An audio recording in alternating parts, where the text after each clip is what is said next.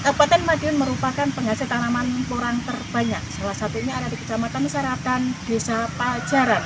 Agar terkoordinasi dengan baik, para petani porang mempunyai wadah yang bernama Peporindo, Persatuan Petani Porang Indonesia, serta Lembaga Masyarakat Desa Hutan Rimbama Sejahtera yang diketuai oleh Bapak Anto. Kita akan mengupas tuntas bagaimana menjadi petani porang yang sukses dengan Ketua Peporindo. Pak Anto boleh mengasih tip gimana cara menanam porang yang praktis dan simpel? Di sini sebenarnya pola yang kita lakukan untuk porang itu kan pola konvensional. Jadi porang itu harus memenuhi 3 aspek: ekonomi, ekologi, sama sosial. Nah, di antara ketiga aspek itu harus terpenuhi. Kenapa?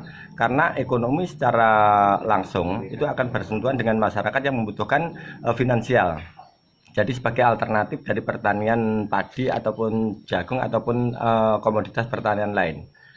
Fungsi ekologi, kenapa kita harus nanam dengan naungan? Karena juga untuk mempertahankan sumber air kita, mata air kita dan alam kita. Jangan sampai terjadi nanti kita intinya cuma mengejar hasil, tidak memperhatikan alam, terjadi bencana alam, longsor ataupun banjir, apa yang kita kumpulkan bertahun-tahun akan hilang. Untuk fungsi aspek sosialnya juga di sini rata-rata masih menganut kearifan lokal. Jadi teman atau tetangga yang masih membutuhkan benih itu biasanya diajak bersama-sama, kemudian dikasih untuk benihnya. Oke, untuk harapan Pak Anto sebagai Ketua Peporindo sekaligus petani porang apa? Harapan kita petani berdaulat. Petani punya sebagai objek lagi, tapi petani lebih mengacu kepada subjek.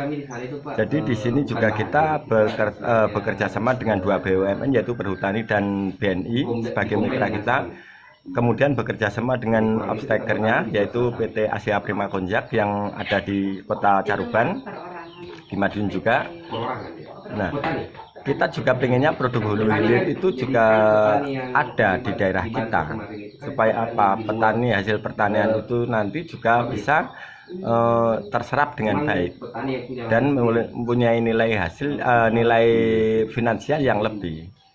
Dan jangan sampai terjadi komoditas porang ini seperti dengan komoditas lain yang mohon maaf, dalam saat ini padi ini harganya kan sangat anjlok sekali ya. Nah, itu di saat pasca panen. Harapan kita porang ini tidak terjadi seperti komoditas-komoditas tersebut.